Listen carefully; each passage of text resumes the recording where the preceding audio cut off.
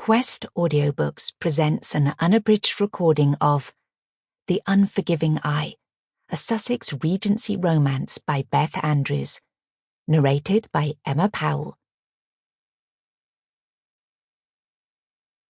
Prelude. The Beginning.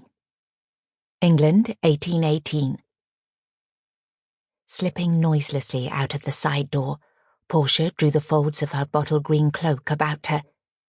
She made sure to keep close to any convenient bush or tree which might provide a measure of concealment, moving cautiously but steadily away from the great house, looking back occasionally to ascertain that no one followed.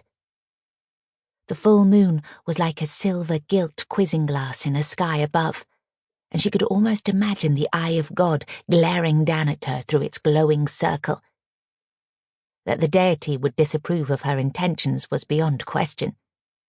There was a time when she herself would have trembled at the very thought of such things.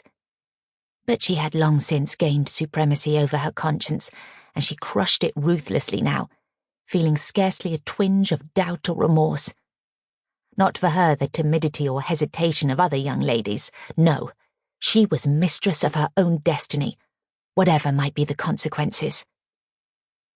The house was already a good distance behind her, and she heaved a sigh of relief, emerging from the shadows onto a large expanse of lawn, a sea of dull grey beneath her slippered feet. It was unlikely that anyone would see her here. She was alone, or almost was at the crunch of footsteps nearby. "Jeeves," she called in a loud whisper, and even that sound, slight as it was, seemed magnified tenfold in the silence. There was no answer. She must have imagined it. On a night like this, it was easy for one's mind to play such tricks. Or perhaps her conscience was not as moribund as she assumed. No matter. She had not much farther to go. The bulk of the temple was clearly visible through the stand of ash trees, but no light from within yet illumined its windows of stained glass. Suddenly there was another sound. Unlike her hesitant voice a few moments before, this brought her abruptly to a halt. Her eyes widened in instant fear and disbelief. It was a sound at once familiar and incongruous, loud, angry, threatening. It was completely out of place in so tranquil a setting.